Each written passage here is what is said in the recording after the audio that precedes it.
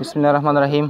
आज हम मौजूद है DI खान ये जो इलाका है उसके बारे में तफसील यहाँ का बाशिंदा भी देगा। और आइए सुनते हैं उनकी ज़िबानी, यहाँ पे जितने नुकसानात हुए हैं अभी तक उनको, इन लोगों को कुछ मिला है नहीं मिला है, सारे तफसीलात इस भाई से हम जानेंगे इस रिपोर्ट में। अस्सलाम वालेकुम, मेरे गांव का नाम जबार वाला है। हमारा गांव DI खान से 16 किलोमीटर दूर चश्मे रोड के साथ वाक़िफ़ है। हमारे गांव के तकरीबन 350 से 400 घराने मुकम्मल तौर पे गिर गए हैं और यहाँ के जो रिहायशी हैं बहुत गरीब हैं, इंतहाई गरीब हैं।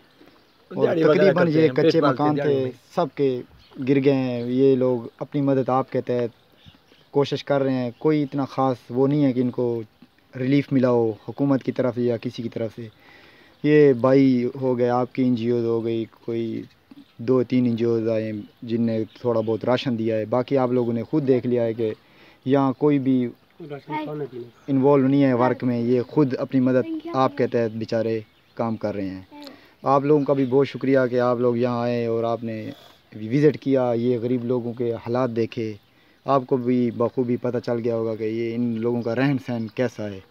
गवर्नमेंट की तरफ से मतलब कोई इशारा आपको मिल गया कि हम कब आएंगे? अभी तो इतने दिन तो खुले आसमान तले ये लोग नहीं बैठेंगे ना भाई। गवर्नमेंट की तरफ से वो पटवारी आया है, नाम शाम लिखे गए हैं, प्रोसेस चल रहा है। अल्लाह करे कि कुछ ना कुछ तो इनको मिल जाए, जल्द आ जाए। ऊपर तो सर्दी आने वाली है और सर्दी में तो हमें ज़्यादा टेंशन है कि यार पता नहीं घर हमारे बनेंगे या नहीं। दूसरे घरों में रहते हैं, कोई स्कूलों में रहते हैं। हमारा अपना घर तो दूसरे स्कूल में है और स्कूलों में एक दिन स्कूल में गया तकरीबन हफ्ता दिन।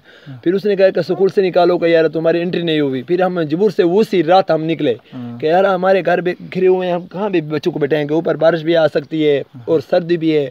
मगर एक गरीब आदमी ने हमको कहा है कि उधर घर में बैठ जाओ जब तक तुम्हारा घर नहीं बनता। फिर मैंने कहा कि यार मैं बच्चों को खिलाऊंगा, दिहाड़ी करके या अपना घर बनाऊंगा।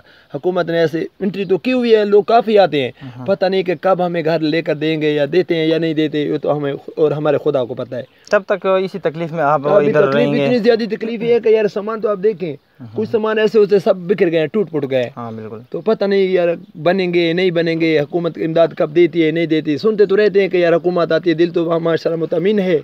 पता नहीं हुकूमत वाले ने कहते हैं कि लोग तुम्हारा इंशाल्लाह घर बन जाएगा। आप सारे दिहाड़ीदार हैं सब, ये कितना ग्रुप जितना इलाका देखते हैं ये दिहाड़ियों में पड़ा है। सारे दिहाड़ी में। तो आप अगर दिहाड़ी पे जाएंगे तो ये घर नहीं बनेगा? नहीं बनेगा। अगर आप दिहाड़ी पे नहीं जाएंगे तो अगर उधर जाएंगे तो घर नहीं बनता। जी ये छोटे छोटे बच्चे देखे हैं तुम्हारे सामने, बंद है क्योंकि अभी तो दिहाड़ियों में बंद है। अभी हमें थोड़ा थोड़ा राशन मिलता है, कभी मिलता है कभी नहीं मिलता है। राशन में क्या होता है यार, थोड़ा थोड़ा बच्चों का पेट पालते हैं, ऊपर पैसे नहीं है, बच्चे थोड़े से तकलीफ में आ जाते हैं।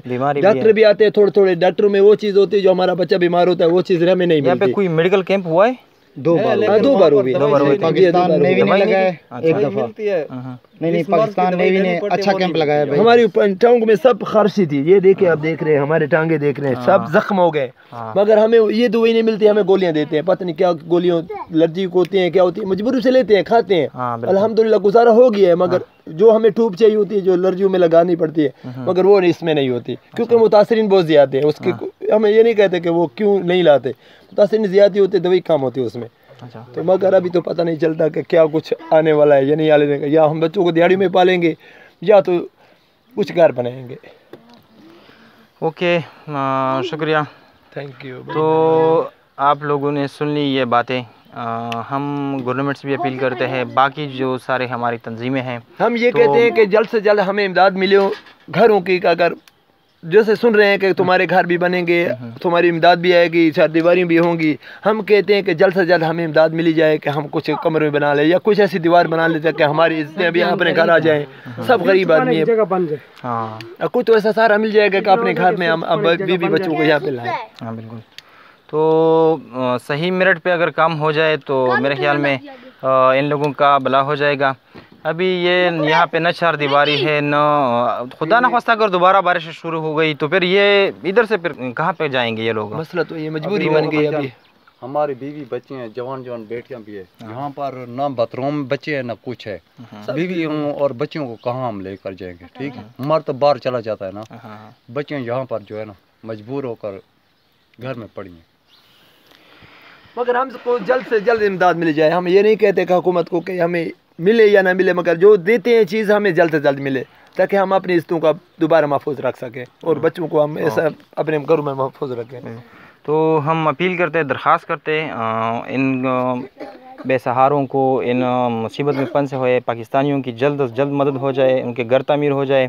तो मेरे ख़्याल में ये बेहतर बात होगी, क्योंकि ये सारे मतलब औरतें, हमारी बहनें, ये बच्चे खुले आसमान तले बैठे हैं, तो खुदा न ख्वास्ता दूसरी आफत भी आ सकती है। ये तो ज़रूरी नहीं है कि बस एक बार सैलाब आ गया ख़त्म हो गया, अगर दूसरी बार आ गया तो मतलब ये जानी नुकसान भी होगा, इससे भी ज़्यादा।